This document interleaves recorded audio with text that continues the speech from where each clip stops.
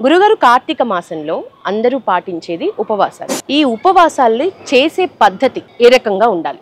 రేపటి నుండి నేను ఉపవాసాన్ని చేస్తాను అనే నియమాన్ని చేసుకుని తేనె నిమ్మకాయ నీళ్లు ప్రతి 3 గంటలకి తాగడం కానీ, ఆహారానికి బదులుగా ఆహారం కంటే తక్కువగా ఏదో ఒక పదార్థాన్ని తింటూ రోజంతా, అంటే పొద్దున దగ్గర నుండి సాయంత్రం ప్రదోషకాలం అంటే 4:30 నుంచి 6:30 మధ్యలో అప్పటి వరకు ఉండగలిగితే, ఉండేలా శరీరాన్ని అలవాటు చేసుకోగలిగితే చక్కగా ఉపవాసం. తినకూడని పదార్థాలు ఉన్నాయా?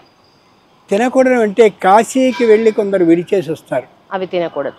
నిజంగా చెప్పుకుంటే కాశీకి వెళ్ళి విడిచేయడం అని అంటే ఏదో కాయో పండు వదిలేయాలంటారు. కాయ అంటే కాయము, శరీరాన్ని విడిచేయాలి అని అర్థం. అంటే శరీరం మీద భ్రాంతి విడిచేయాలి. అది ఎర్ర శరీరం కాబట్టి ఈ రకం బట్టలు వేసుకుందాం, నా మెడ బాగుంటుంది కాబట్టి ఈ రకం నగ వేసుకుందాం, ఇది కాయం మీద శరీరం మీద భ్రాంతి విడిచేయాలి. పండు విడిచేయడం అంటే నాకు జామకాయలు ఇష్టం, అది ఇష్టం, ఇవి ఇష్టం, ఇవి వదిలేది కాదు. చేసినటువంటి ఏ పూజా ఫలితం ఉందో ఆ ఫలితాన్ని నీకు అర్పించేస్తున్నాను అన్నది. అది కాయ పండు తప్ప మనం అనుకునే జామకాయలు, నారింజకాయలు, అలాగే మామిడి పళ్ళు ఇది కాదు. అంచేత అట్లా ప్రత్యేకమైన ఒక నియమాన్ని మనం ఏర్పాటు చేసుకున్నట్లయితే అది ఉపవాసం కిందకి వస్తుంది. కార్తీక మాసంలో ఉపవాసం చేసి ప్రయోజనం పొందిన గొప్ప వ్యక్తులు ఎవరైనా ఉన్నారా? వారి గురించి చాలామంది ఉన్నారు.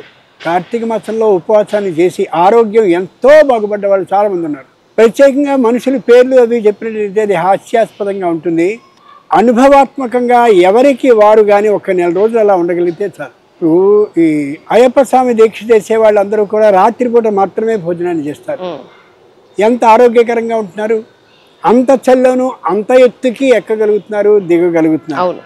అలాగే మనం కానీ చేసినట్టయితే చక్కగా హాయిగా ఆరోగ్యకరంగా, ముఖ్యంగా బుద్ధికి ఆరోగ్యకరంగా ఉండగలుగుతారు. శరీరానికి ఆరోగ్యం సరే, బుద్ధిపరంగా కూడా ఆరోగ్యకరంగా ఉండగలుగుతారు. ఉపవాసం వల్ల అంత శక్తి ఉంటుంది. శరీరానికి కొత్తదైనటువంటి శక్తి మనకు వస్తూ ఉంటుంది.